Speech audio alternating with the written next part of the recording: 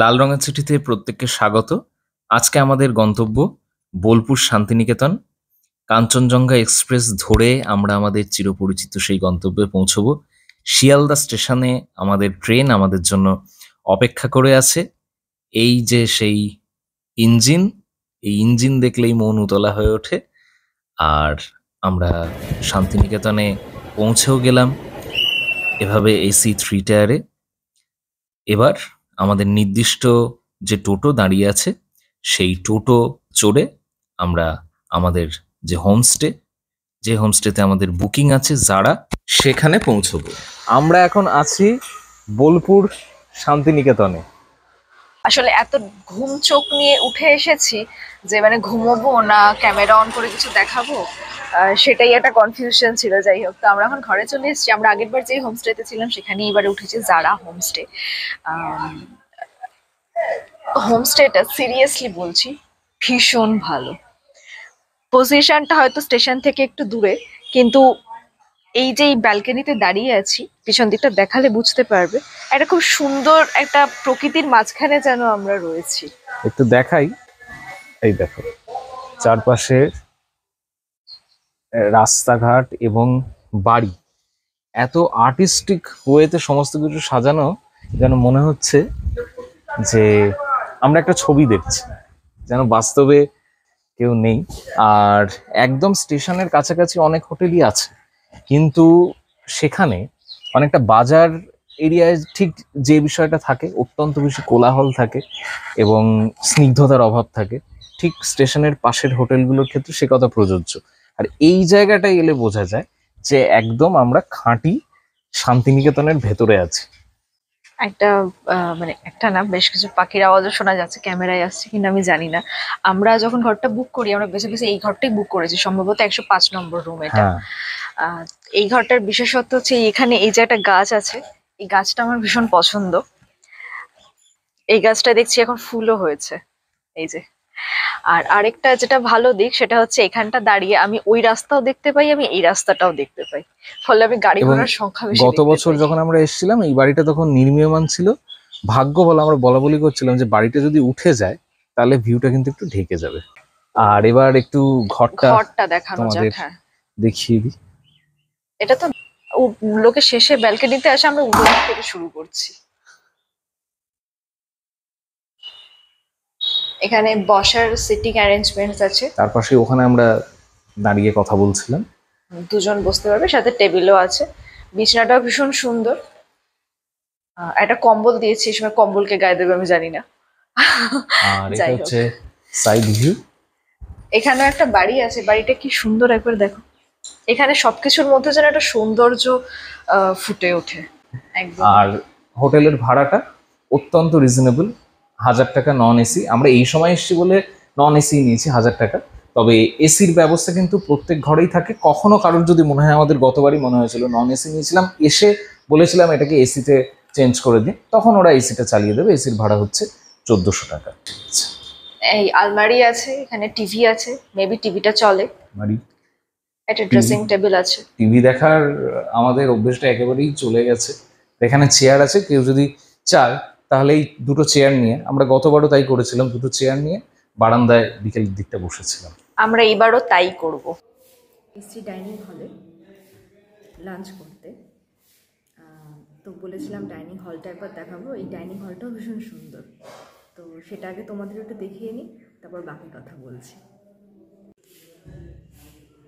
এটা এন্ট্রান্স। এটা ওদের যেই ঘরগুলো রয়েছে তার পিছন দিক থেকে একটা রাস্তা আছে, ওখান দিয়ে। এটা নতুন করেছে ওরা, আগে 3 তলায় ওদের খাবারের অ্যারেঞ্জমেন্ট ছিল, এখানেও কাজ হচ্ছে, নতুন আরও কিছু হয়তো বানাবে। যাই হোক, এই বাড়িটাও দেখুন কি সুন্দর। এখানে সবকটা বাড়ির মধ্যে একটা আলাদা সৌন্দর্য আছে। আচ্ছা, এরকম টেবিল চেয়ার পাতা আছে। ওখানে মহাশয় অপেক্ষা করছেন খাবারের জন্য। আজকে আমরা চিকেন থালি বলেছি, দুটো চিকেন থালি ওরা সার্ভ করবে একটু বাদেই। ওপাশে বেসিনগুলো রয়েছে, ভালো, ভীষণ ওয়েল মেনটেন্ড এই জায়গাটা। ও তো বললো পুরো জায়গাটাই ওয়েল মেনটেন্ড। এবং আমরা এই যে দ্বিতীয়বার এলাম তার কারণ আগেই তোমরা দেখেছো যে যে জায়গায় লোকেশন এবং হোটেলের যা সার্ভিস এবং পরিষ্কার পরিচ্ছন্নতা সবই ঠিক আছে।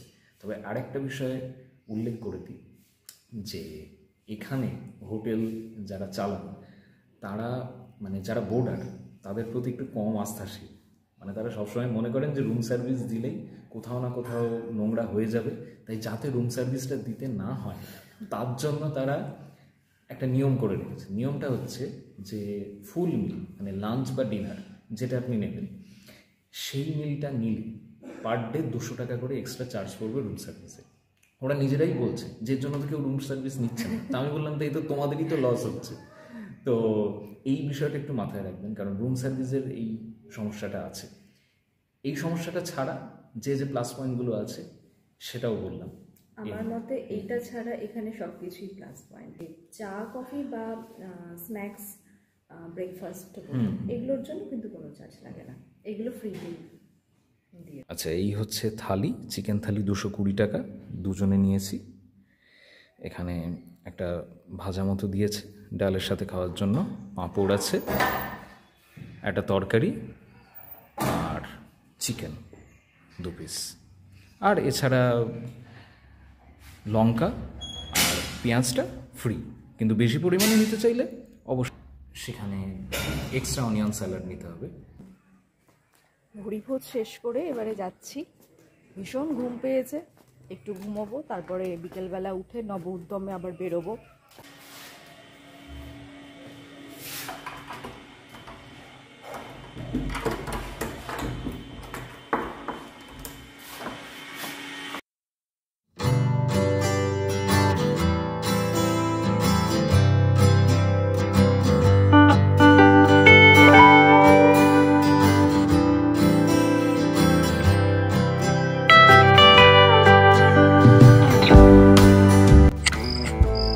নির্লজ্জের মতো দেরি করে হাসতে হাসতে আমরা এসেছি।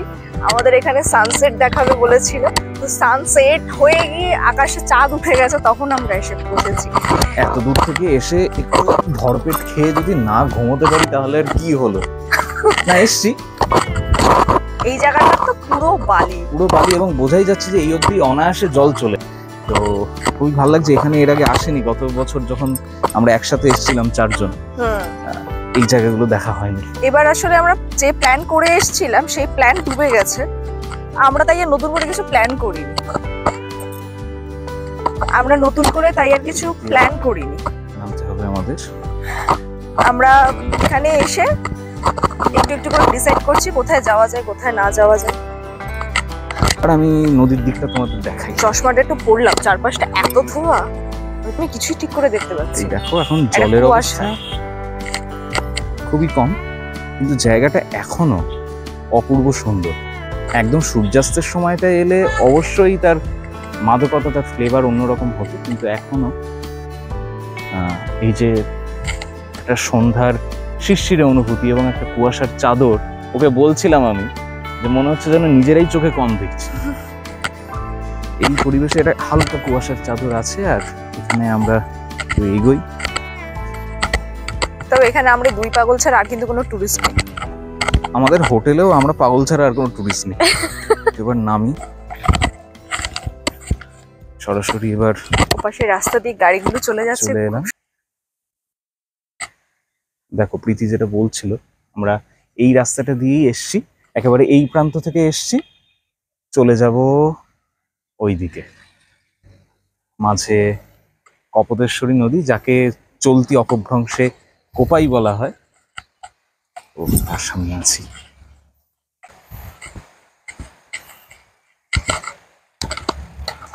কপোতেশ্বরী নদীর কুলু কুলু শব্দ, ওই জায়গাটা বদ্ধ ছিল, এই জায়গাটা এখানে কোথাও একটা থেকে জল ছাড়ার ফলে জল আসছে সম্ভবত।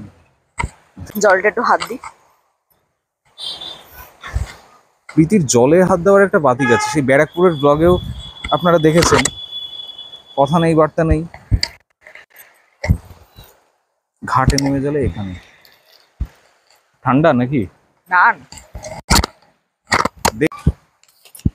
মুখ একেবারে অন্ধকারাচ্ছন্ন হয়ে গেছে। এবার আমরা ফিরে চলেছি কপোতেশ্বরী নদী থেকে। একটু চা খাবো, তারপর সরাসরি চলে যাব কঙ্কালীতলায়। আমরা নদীর পাড় থেকে এসেছি চায়ের দোকানে। খড়ে ছাওয়া দেওয়াল, এই যে বিক্রেতা চা বিক্রি করছেন।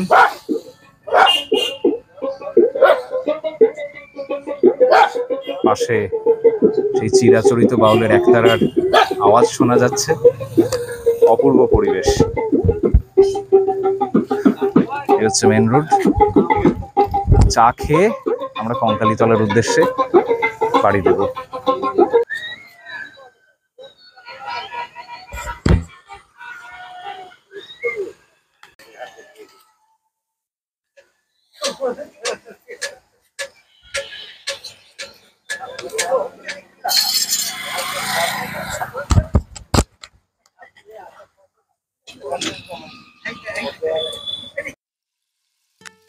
অন্ধকারের আচ্ছাদন ভেদ করে আমরা এবার চলেছি 51 সতীপীঠের অন্তর্গত কঙ্কালীতলার সতীপীঠে। আদ্যাশক্তি মহামায়ার সেই উপাসনা আমরা প্রত্যক্ষ করব। তবে তার আগে অত্যন্ত ছোট কিন্তু রহস্যময় মন্দিরের সামনে দাঁড়ালাম। এই দেখো কি অপূর্ব মায়াময় এবং রহস্যময় পরিবেশ, শীতের হালকা শিরশিরে অনুভূতিতে। এবার আমরা পৌঁছে যাব কঙ্কালীতলা। চলে এসেছি কঙ্কালীতলা সতীপীঠে। প্রথমেই বলে রাখি যে 51 সতীপীঠের অন্যতম কঙ্কালীতলায় দেবীর বা সতীর কাঁকাল পড়েছিল এবং এখানে একটা কুণ্ড আছে, সেখানেই সেটি পতিত হয়েছিল এবং বছরের পর বছর মানুষ সেই আস্থা বিশ্বাসের সঙ্গে এই সতীপীঠে মার আরাধনা করে থাকেন। আদ্যাশক্তি মহামায়ার আরাধনা হয়। ভীষণ ভালো লাগে। দ্বিতীয় এসছে, আবারও চলে এলাম। এবারে অনেকটা আলোকিত দেখছি, আলোকিত এবং মন্দিরটা মনে হয় একটু সংস্কার আরো হয়েছে। প্রথমে দর্শকদের কুণ্ডটা একটু দেখিয়ে দিই। সেখানে কি যাচ্ছে পুজোর উপচার নিয়ে 101 টাকার। এই সেই কুণ্ড যেখানে দেবীর কাঁকাল আছে বলে বিশ্বাস এবং হিন্দু ধর্মের এই আদ্যাশক্তি মহামায়ার উপাসনা শাক্ত সাধনার অন্যতম অঙ্গ। তলায় সব থেকে যেটা ভালো লাগে যে এখানে পাণ্ডাদের কোনো উৎপাত নেই, নিষ্ঠা সহকারে পুজো দেওয়া যায় এবং ছবি তোলার ক্ষেত্রেও কোনো রকম বিধিনিষেধ নেই। ঠাকুরমশাই ছবি তুলতেও দেন এবং বক্তব্য রাখেন। ঠাকুরমশাইয়ের কথা তো আমরা শুনবো।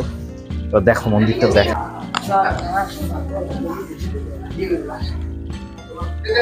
চলো পুজোটা দিয়ে আসি, এদিক দিয়ে এসো। একটু ঘন্টা বাজে।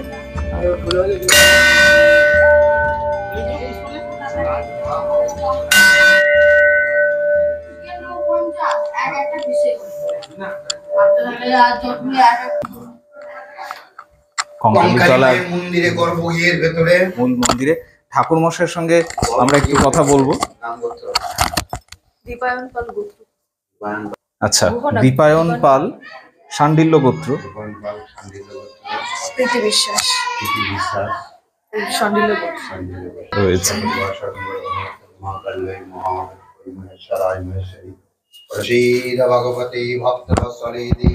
এখানে কিন্তু মা কঙ্কালীর কোনো মূর্তি পূজিত হয় না, ছবি পূজিত হয়।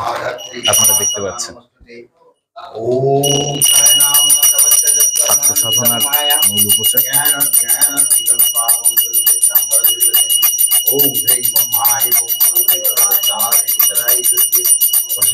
ভগবতী ভক্তবৎসলে দেবী নারায়ণী নমস্তুতে।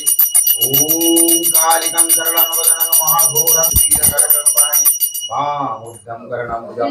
ওম হ্রিং বম মহানি বম স্বরূপিণী ভগবতারিণী ত্রায়িণী দুর্গে। আচ্ছা, আমরা প্রধান ঠাকুরমশাইয়ের সঙ্গে কথা বলবো কঙ্কালীতলা সতীপীঠের। ঠাকুরমশাই প্রণাম। আর আপনার কাছে জানতে চাইবো যে এই কঙ্কালীতলা সতীপীঠ কিভাবে আদ্যাশক্তির মহামায়ার উপাসনার ক্ষেত্রে একটা বিশেষত্ব অর্জন করেছে। কোথায় এর বিশেষত্ব, কোথায় এই সতীপীঠ সবার থেকে আলাদা, কেন মানুষ বারবার ছুটে আসেন এখানে? সতীর দেহ যে 51 খণ্ডে খণ্ডিত হয়েছিল, এইখানে এই কঙ্কালিপিতে শেষ খণ্ডটা পড়েছিল, মানে দেবাদিদেব মহাদেবের কাঁধের উপরে যে অঙ্গটা লেগেছিল, কোমর মানে কাঁখাল কটিদেশ, সেই অঙ্গটা এইখানে বাবা নামিয়ে দিয়েছিলেন। নামিয়ে দেওয়ার পরিফলে ভূমি সেইটাকে ধরে রাখতে না পেরে গর্ত হয়ে গিয়েছিল। সেই জন্য এই পাশেই মায়ের মন্দিরের পাশেই সতীকুণ্ড, সেই সতীকুণ্ডের মধ্যে ওই কাঁকালটা প্রস্তর রূপে শিলারূপে আজও পর্যন্ত বর্তমান। তো মেয়েদের এই অঙ্গটা, এই কটিদেশটা দেখা যায় না, ওই জন্য শিব গঙ্গাকে আহ্বান করে কাশীর মণিকুণ্ড ঘাটে থেকে সুড়ঙ্গ করে জল এসে ওই অঙ্গটাকে ঢাকিয়ে দিয়েছিল। সেই জন্য এখানে মন্ত্রে আছে, ধ্যানে আছে, কুণ্ড সলিল বাসন্নয় বেদ গর্ভা কঙ্কালী মাতা ওই, ওইটাই কুণ্ডু। আচ্ছা, ওটা কি কখনো আপনারা তুলে উপাসনা করেন আলাদাভাবে? আমার জীবনে আমি একবার পরিদর্শন পেয়েছি, আমার এই বয়সে আমি একবার দর্শন, একেবারে প্রস্তরীভূত আকারে। আচ্ছা আচ্ছা, এখানে যে মায়ের মূর্তির উপাসনা হয় না, শুধু ছবির উপাসনা, এর কি কোনো বিশেষ কারণ? ওই কারণটাই হচ্ছে, এখানে যে মায়ের অঙ্গটা পড়েছে এটা তো কোনো মূর্তি আকার করা যাবে না, কারণ মেয়েদের ওই অঙ্গটা তো গোপন অংশ। ওই জন্য 3টি পীঠ হচ্ছে গুপ্তপীঠ, কঙ্কালী, কামাখ্যা আর মরুতীর্থে হিংলাজ। কামাখ্যার জন্যই দেখতে পাবেন না আপনি, এখানে এই অঙ্গটা আপনার কপালে যদি জোটে কোনো সময় তবেই দেখতে পাবেন, আরো দেখতে পাবেন। আমরা 10 মিনিটের জন্য দেখতে পেয়েছি, আবার জলে ভরে গিয়েছিল। আচ্ছা আচ্ছা, অনেক ধন্যবাদ ঠাকুর মশাই। এর আগেও কঙ্কালীতলায় এসেছি, আবারও আসবো। জয় মা। এবারে আমরা যাব সেখানে যেখানে মানুষ তাদের মনস্কামনার জন্য এখানে ওই সুতো যেটা দেয় সেটা ঢিল দিয়ে বেঁধে রাখে। বেঁধে আমরা রেখেছি একটা কারণ ফুলফিল না হওয়া পর্যন্ত তো বলা যাবে না। দেখা যাক কতদিনে মায়ের ইচ্ছে হয় আমাদের ইচ্ছে পূরণ করার জন্য। জায়গাটা দেখাই, এই হচ্ছে সেই গাছ, দেখতে পাচ্ছ, লক্ষ লক্ষ ঢিল বাঁধা এখানে। আর পাশে, এর আগে কিন্তু এখানে মা কঙ্কালীর ছবি আমরা দেখিনি। এখানে খুব সুন্দরভাবে জায়গাটা বাঁধানো। আর ওইদিকেও আরেকটা এন্ট্রেন্স আছে। মন্দির সারাউন্ডিংসটা পাশ থেকে এরকম, তবে সংস্কার করা হয়েছে ঠিকই। আমরা আগেরবার যখন এসেছিলাম তখন কিন্তু মন্দিরের যে সেই ফ্লেভার, সেই ভাইবস, সেই আমেজ, সেটা আরো বেশি ছিল। এই জায়গাটা পুরো অন্ধকার ছিল, এখন এই গাছটা যত পরিষ্কার দেখা যাচ্ছে। যারা আমাদের শান্তিনিকেতনের আগের ভিডিওগুলো দেখেছো তারা জানো যে সেই সময় কিন্তু এই জায়গাটা, আমরা ডেসক্রিপশন বক্সে দিয়ে দেবো। তবে সবকিছুরই তো একটা আমেজ থাকে। এখানে খুবই ভালোভাবে সংস্কার করেছে, কিন্তু এটা মন্দির না হোটেল সেটা মাঝে মাঝে আমরা বিভ্রান্ত হচ্ছি। মন্দিরকে মন্দিরের মতোই রেখে সংস্কারটা করা উচিত। বীরভূম শুধুই রবীন্দ্রনাথ ঠাকুরের বিশ্বভারতী নয়, বিশ্বভারতী অবশ্যই দেখবেন, কিন্তু তার পাশাপাশি কঙ্কালীতলাতেও আসবেন। 100% রেকমেন্ডেড, এটা স্পষ্ট বলছি, ভালো লাগবে। পাশটা অন্ধকার, ও পাশটা যে আসলে কি আছে, আমি দুবারই এসেছি অন্ধকার, আমি জানি না, দেখিনি বাবা। হ্যাঁ, বন জঙ্গল সমাকীর্ণ, এবং এই রহস্যময়তাটাই কিন্তু কালী সাধনার মূল অঙ্গ। আমরা সেই রহস্যময় বন জঙ্গলের পরিবেশের মধ্যে অবগাহন করছি, কিন্তু বেশি দূর আমরা যাব। আর যাই হোক, আমরা জানি না এর পিছনে কতটা আমরা ফিরে চাই। এখানে যে আরতিটা হয় সেটা কিন্তু এরকম সময়টাতেই হয়, সন্ধ্যের সময়টাতে। এই সন্ধ্যের সময়টা আসার কিন্তু এটা একটা মানে ভালো একটা টাইম বলা যায়। জিজ্ঞেস করলাম এখানে প্রত্যেক দিনই ভোগের ব্যবস্থা থাকে, 60 টাকা করে নেয়। যে কোনো কেউ এলি, মানে আগে থেকে ওরকম বুক করে আসার কোনো ব্যাপার নেই। আর আরেকটা যেটা এখানে এখনো পাঠা বলি হয়, ভাগ্যিস আগ বলি বা কুমড়ো বলির মতো ঢংটা হয় না। তবে বলির বিষয়টা আমি জিজ্ঞেস করলাম, বলিটা কিন্তু মন্দির কর্তৃপক্ষ নিজেদের উদ্যোগে দেন। যাদের মানত থাকে তারা চাইলে সেখানে পাঠা নিয়ে আসে, তো সেখানে মন্দির কর্তৃপক্ষের নিশ্চয়ই লোক থাকে, তখন সে বলি হয়, প্রসাদটা তারাই পায়। সেটা ডিপেন্ড করছে তার উপর। মানে আপনি বলে দিলেন, তারপর আপনি ডিসাইড করবেন আপনি সেটা বাড়িতে নিয়ে গিয়ে প্রসাদ হিসেবে গ্রহণ করবেন না এখানে সাধারণের মধ্যে বিলিয়ে দেবেন, সেটা আপনার সিদ্ধান্ত। আমরা দেবো না পাঠা বলি, আমাদের মানত পূরণ হলে না, আমি কিন্তু হিংসায় বিশ্বাস করি। মেয়েরা মনে হয় একটু অহিংসার প্রথা সবসময় থাকে। যাই হোক, খুব ভালো লাগলো। কঙ্কালীতলায় কিন্তু অবশ্যই আসবে। আর মন্দির এখানে ভক্তরা যতক্ষণ থাকে মোটামুটি ধরুন 8টা, 8:30, খুব বেশি হলে 9টা ওই অবধি খোলা থাকে। আর চৈত্র মাসে এখানে বড় করে মায়ের পুজো হয়, চড়কের পুজো হয়, তো সে সময় এখানে মেলা টেলা এসব হয়। কঙ্কালীতলা থেকে ফিরে আমরা সুবর্ণরেখার এই বিপণীতে গেছিলাম। রবীন্দ্রনাথ ঠাকুরের চিঠিপত্র এবং মংপুতে রবীন্দ্রনাথ, এই বিখ্যাত বই এখান থেকেই কিনলাম। আমরা এবার যেখানটায় এসছি, পরপর শাড়ি দিয়ে বিভিন্ন রকম দোকান, মূলত হ্যান্ডিক্রাফটসের, তো সেগুলো একটু দেখি। তবে আজকে খুব একটা বেশি কিনবো না, কারণ কালকেই আমাদের সোনাঝুরি এবং সৃজনী শিল্পগ্রামে যাওয়ার পরিকল্পনা আছে। এখান থেকে কিনে পকেট ফাঁকা করে ফেললে কালকে আর কেনার কিছু থাকবে না। তবুও তোমাদের দোকানগুলো একটু আমরা পরপর দেখাতে থাকি, কোথায় কি পাওয়া যাচ্ছে। এগুলো তো ট্রে।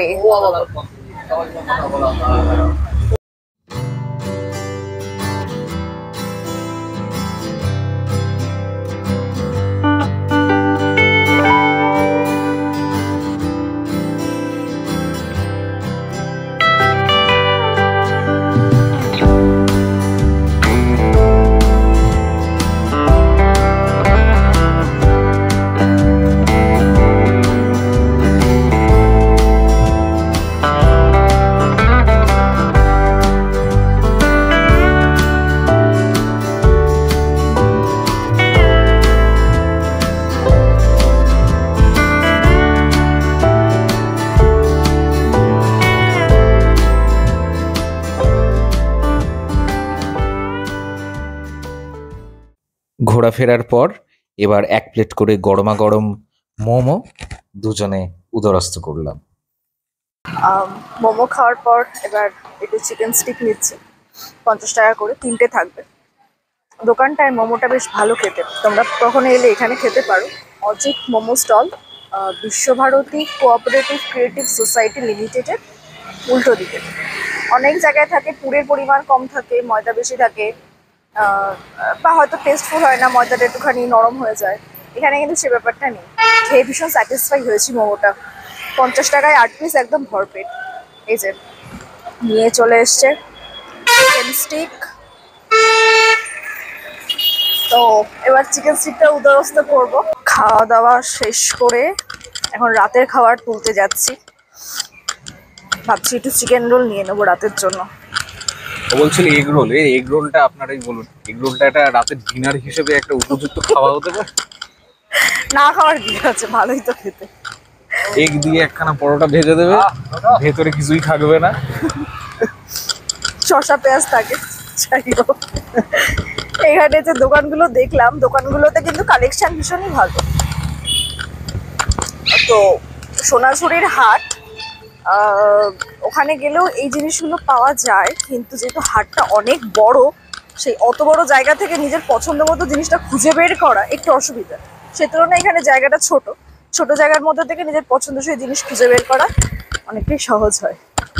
আরেকটা ইম্পর্টেন্ট বিষয় যেটা বলার, এখানে কিন্তু বুধ আর বৃহস্পতি এই দুটো দিন আসার ক্ষেত্রে প্রত্যেকেই অ্যাভয়েড করুন, কারণ এই দুটো দিন কিন্তু বিশ্বভারতীর যেই মিউজিয়াম, সমস্ত বিশ্বভারতীর গোটা ক্যাম্পাসটাই বন্ধ থাকে বন্ধ থাকে। দুদিন। সেই কারণে আজকে আমরা যখন এসেছি একটু ফাঁকা ফাঁকা। ফাঁকা এবার টোটো চালককে জিজ্ঞেস করলাম, তখন তিনি কারণটা বললেন। আমরা গতবার দেখেছি বলে আমাদের আর সেই অসুবিধাটা হয়নি, বা অত আফসোস হচ্ছে না। এমনি আমাদের এবারে যাওয়ার কথা ছিল না। বইপত্র ও বলতে ভুলে যাচ্ছে, যে বইপত্রগুলো বিশ্বভারতীর আউটলেটে যেগুলো কলকাতায় খুব একটা পাওয়া যায় না, সেটা কিন্তু এখানে পাওয়া যায়। আমরা একটু আগেই যেগুলো তোমাদের দেখালাম সেই বইগুলো তো ওখানে কিনেইছি। এবং এসো ঘুরে যাও, বিশ্বভারতীর আউটলেট বা সুবর্ণরেখার আউটলেটে গেলে রবীন্দ্রনাথ সংক্রান্ত নানা রকম বই পাবে। টোটো আমাদের হোমস্টে অবধি নিয়ে যেত, কিন্তু আমরাই মাঝপথে নেমে গেছি। মাঝপথে নেমে এখন হাঁটছি, হাঁটতে হাঁটতে জায়গাগুলো দেখছি, একটু খাচ্ছি। সত্যি কথা বলতে একটা জায়গাকে খুব ভালো করে ফিল করার জন্য কিন্তু একটু হাঁটাহাঁটি করাটা ভীষণ প্রয়োজন এরিয়াটার মধ্যে, তাহলে সেই জায়গার এসেন্সটা পাওয়া যায়। কিন্তু পা ব্যথা হয়ে গেলে তখন আর এসেন্স মাথায় উঠে যায়। এতটা দেখে না একটু হাঁটা আছে। আমরা এখন যে জায়গায় দাঁড়িয়ে আছি এই জায়গা থেকে আমাদের হোমস্টেটা মোটামুটি 15 মিনিটের দূরত্ব। তো ঠিক আছে, আস্তে ধীরে হাঁটবো, এখন সবে 8:30 বাজে, তার আর কিছুই নেই, আস্তে ধীরে হাঁটতে হাঁটতে চলে যাবো। রাতের খাবারটা এখন নিচ্ছি, অপেক্ষা করছি, দিয়ে দেবে। 2 এগ চিকেন রোল নিলাম, আর তারপর হাঁটতে হাঁটতে চলে যাবো। একদম, হাঁটতে পারলে একটু লোকাল জায়গাগুলো হেঁটে পায়ে হাঁটার একটা আলাদা শান্তিনিকেতনের ভালো লাগা পরিবেশটাই তো আছে। সম্পূর্ণ আলাদা। একদম। হাঁটতে পারলে হেঁটে চলে চারপাশটা দেখা খুবই ভালো। সুতরাং যারা আসবে শান্তিনিকেতনে একটু পায়ে হেঁটে চারপাশটা ঘুরে দেখবে। শুধু শান্তিনিকেতন বলে না, দার্জিলিংয়ে আমরা যখন গেছিলাম তখনও আমরা পায়ে হেঁটে বেশ কিছু জায়গা ঘুরেছি, সেটা তোমরা দেখেছো। যারা দেখোনি তারা দেখে নিতে পারো, রিসেন্টলি আপলোড করা, খুঁজতে বেশি অসুবিধা হবে না। তো এই আর কি, এখন অপেক্ষা করছি, তারপর খাবারটা নিয়ে হোমস্টের পথে রওনা দেবো। ফিরে চলেছি আমরা হোমস্টের পথে। আগামী পর্বে তোমাদের সামনে উপস্থাপিত হবে সুরুল রাজবাড়ি, সৃজনী শিল্পগ্রাম আর সোনাঝুরি। এই পর্ব তোমাদের কেমন লাগলো প্রত্যেকে অবশ্যই জানাবে। লাইক, কমেন্ট, শেয়ার এবং সাবস্ক্রিপশন চাই। লাল রঙা চিঠির পাশে থাকবে, যাতে আমরা আগামী দিনে আরও উৎসাহ নিয়ে তোমাদের সামনে নতুন ব্লগ উপস্থিত করতে পারি।